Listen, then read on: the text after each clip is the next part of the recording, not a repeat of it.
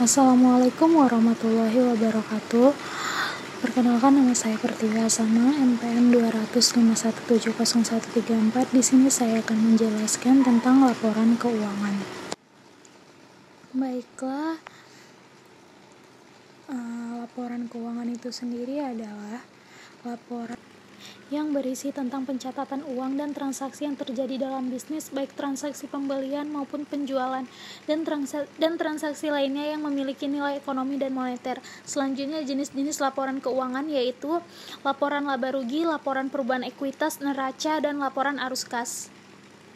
Selanjutnya yaitu ada laporan laba rugi. Laporan laba rugi adalah laporan finansial perusahaan yang dibuat oleh bisnis untuk mengetahui pengeluaran dan pemasukan bisnis secara jelas. Isi dari laporan ini ialah data-data pendapatan sekaligus beban yang ditanggung oleh perusahaan. Yang kedua ada laporan perubahan ekuitas. Laporan perubahan modal atau ekuitas adalah salah satu jenis laporan keuangan yang penting terutama untuk perusahaan publik.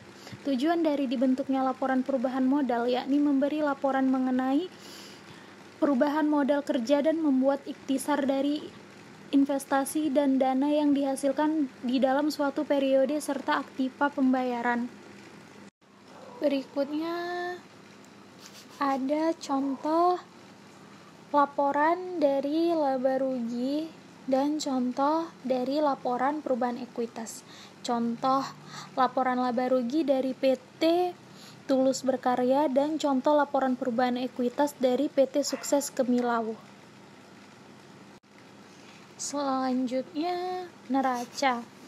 Laporan neraca atau balance sheet biasanya terdapat beberapa informasi mengenai akun-akun aktiva serta hal-hal yang menjadi kewajiban perusahaan dalam satu periode. Yang kedua ada laporan arus kas. Laporan arus kas atau yang biasa disebut dengan cash flow ini sendiri dapat diartikan sebagai catatan keuangan yang berisi informasi tentang pemasukan dan pengeluaran selama satu periode.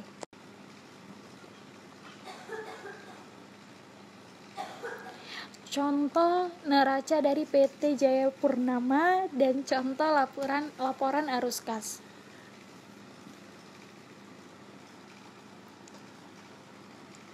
Selanjutnya yaitu manfaat laporan keuangan.